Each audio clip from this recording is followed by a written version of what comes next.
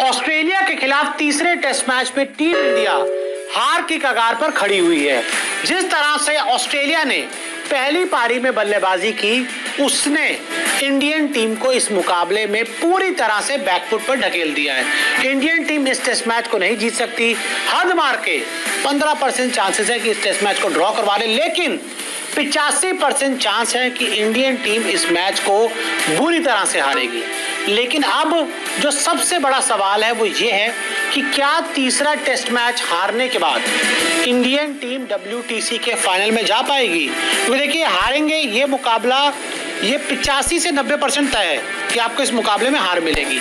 लेकिन सवाल वही खड़ा होता है कि क्या अगर ये मुकाबला आप हार गए, सीरीज में 2-1 से पीछे हो गए, तो क्या अभी भी आप WTC फाइनल में जा पाएंगे? ये सबसे बड़ा सवाल है। तो इसका जवाब मैं आपको दे दूं कि इंडियन टीम तीसरा टेस्ट मैच हारने के बाद भी WTC फाइनल की रेस से बाहर नहीं होगी। WTC फाइनल में तीसरा टेस्ट मैच हारने के बाद भी इंडियन टीम जा पाएगी, क्योंकि एक ऐसा सिनेरियो सामने है कि भाई साहब, आप इस मुकाबले को हार जाओ, लेकिन उसके बाद भी आप WTC फाइनल में जा सकते हो।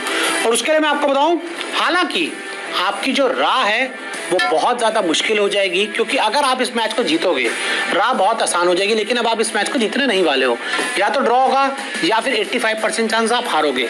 हारने के बाद दरवाजे खुले रहेंगे, लेकिन जो राह है वो मुश्किल हो जाएगी। और ऑस्ट्रेलिया के खिलाफ फिर इसके बाद आपको अगले दोनों टेस्ट मैच हर हाल में जीतने होंगे। अगर आप दो में से एक भी टेस्ट हार गए तो अपने आप चुप करके बाहर हो जाना WTC फाइनल से, नाम इसके ऊपर कोई वीडियो बनाएंगे, फिर इंडियन टीम का कोई चांस नहीं होगा। अगर अगला भी टेस्ट मैच हार गए तो तीसरा तो हारने वाले हो, चौथा भी हार गए या पांचवा भी हार गए, दोनों में से एक भी हार गए तो आप ऐसे ही बाहर हो जाओगे। लेकिन अगर आपको अपना आउटसाइड चांस बनाकर रखना है WTC के फाइनल में जाने का, तो उसके लिए आपको फिर चौथा और पांचवा टेस्ट मैच हर हाल में जीतना होगा। और हालांकि उसके बाद भी आपका जो WTC फाइनल पक्का नहीं होगा कि आप ये सोचो कि तीसरा हार जाओ, चौथा पांचवा जीत जाओ। उसके बाद भी आपका जो WTC फाइनल है वो पक्का नहीं होगा, क्योंकि जो न्यूजीलैंड ने आपको 3-0 से मारा है ना, उसने आपकी राह एकदम खराब कर दी है। पॉइंट्स कम भी हुए और परसेंटेज बढ़ नहीं पाए।